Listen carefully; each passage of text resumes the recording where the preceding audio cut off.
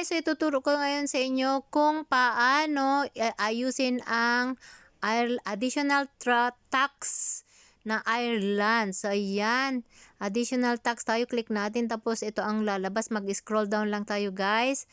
Yan, tapos start form. Yan. So antayin natin na may lumabas. Tapos baba tayo, mag-scroll down. Ayan, business info. What is your business type? Ayan. Mag-select tayo. Select natin ang individual. Tapos, baba tayo ulit. Are you eligible for a reduced withholding rate through a tax treaty? No. No pa rin. No.